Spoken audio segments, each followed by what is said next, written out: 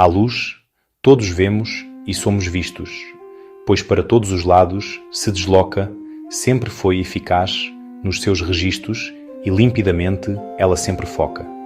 Por isso, não se pratiquem imprevistos, senão acabamos na forca, caçados pela nossa própria caça, como mais um projeto que fracassa. Sabe a escuridão ocultar tudo, mas é a primeira a revelar a luz, contrariando o seu poder no mundo, só para deixar ver o que a todos conduz. E não é a luz um ente sortudo, pois o efeito que a escuridão produz, ou nela é produzido, é a base de toda a natureza, ou é quase. Os olhos choram, mas também enxergam, por isso, façamos bom uso deles, pois os melhores dias mais esperam os que sabem superar dissabores, e são esses que neste mundo imperam, porque mais se comunicam com deuses, de mente aberta e cicatrizada, amadurecida e cauterizada. Nem tudo o que os olhos veem, a mão toca, e nem tudo surgiu para ser tocado. Por isso, infeliz o que provoca algo que só pode ser observado, se não tiver como escapar à forca, pois esse indivíduo está condenado.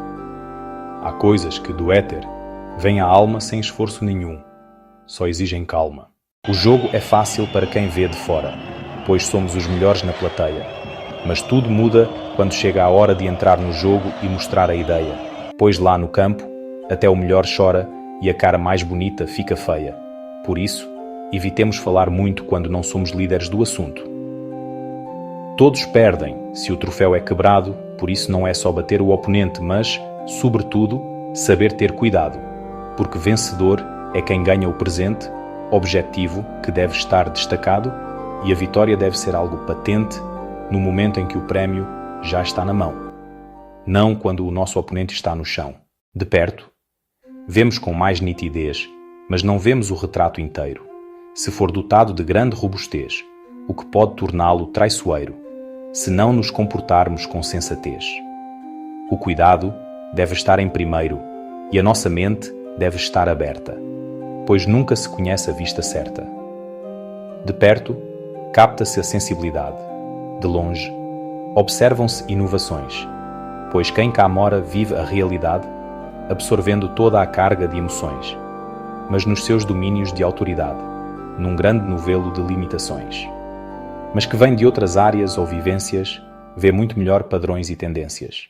Vivemos em tempos muito difíceis, impregnados de padrões e tendências, de ameaças latentes, de mísseis e heróis com diferentes demências, com muitas tentações irresistíveis e muitas lastimáveis referências. Nestes tempos loucos, para estarmos vivos, a mente é o melhor dos nossos crivos.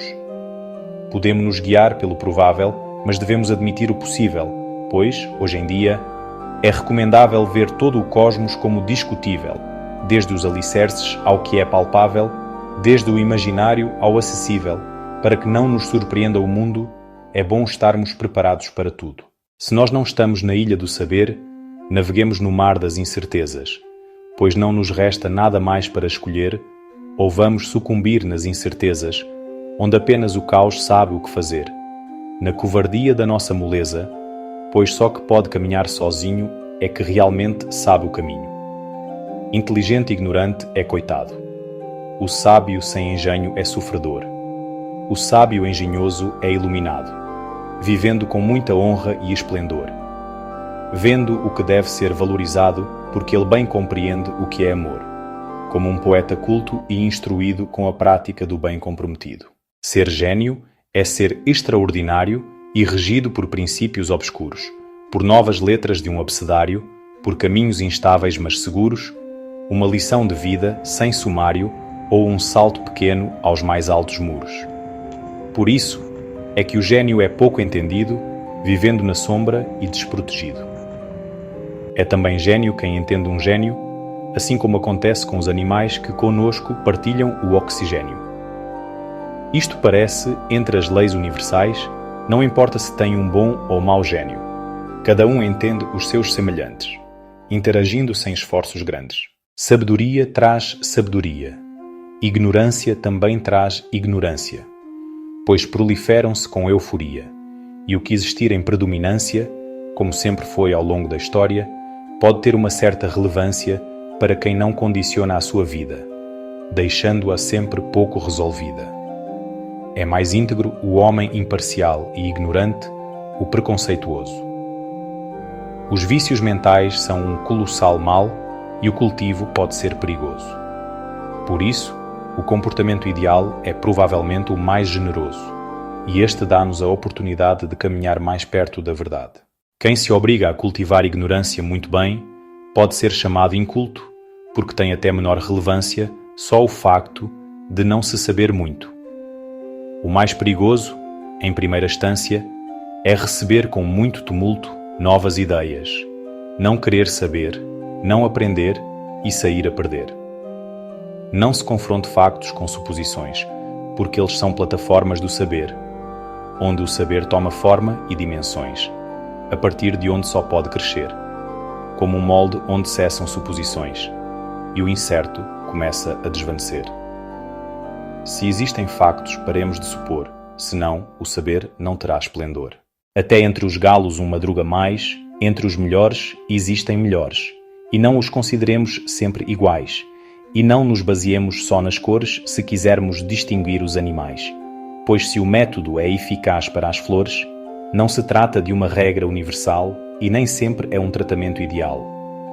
Quanto melhor for o nosso trabalho, mais nítidos os erros cometidos, pois vê-se claramente cada atalho, entre os ramos mais curtos ou compridos, facilmente encontram-se os frágeis galhos e estes já podem ser removidos antes que se precipitem os frutos ou que um simples problema cause muitos.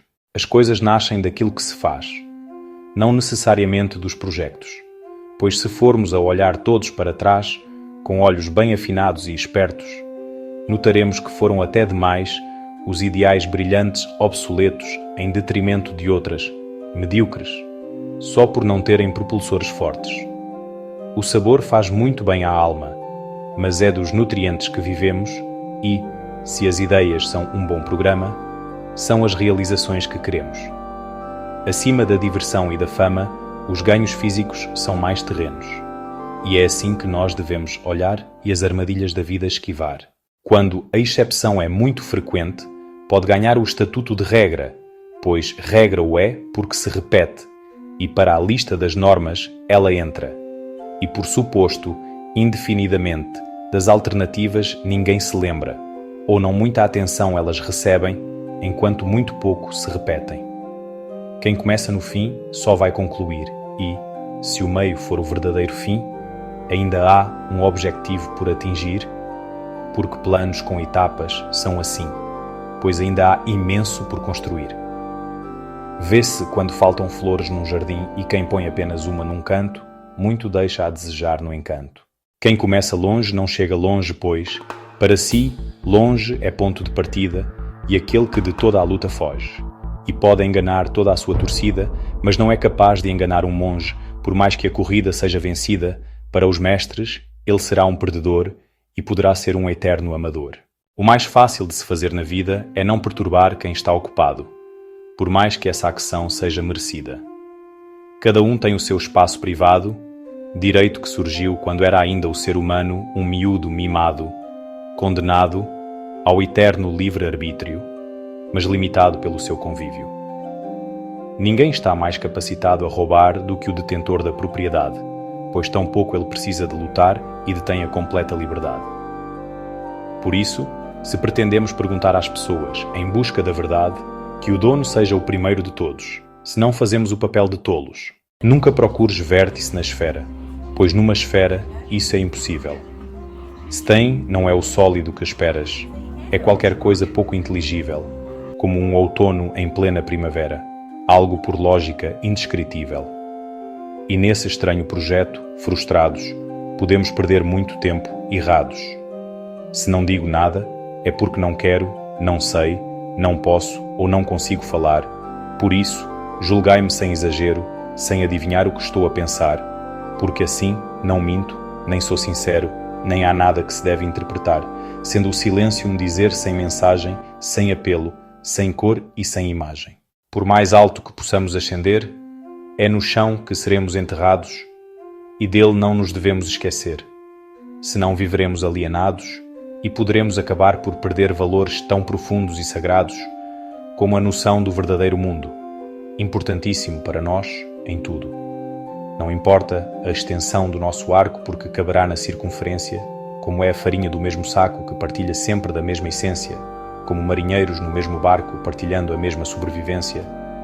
Nunca o nosso ser será decomposto, mesmo que pintemos o nosso rosto. Tudo o que é alternativo à verdade faz parte do domínio da mentira, e não existe outra possibilidade. Por mais que nós cantemos com uma lira e convençamos toda a humanidade, tal como uma moeda que se atira, são só duas as faces da lógica, sem espaço para nenhuma retórica.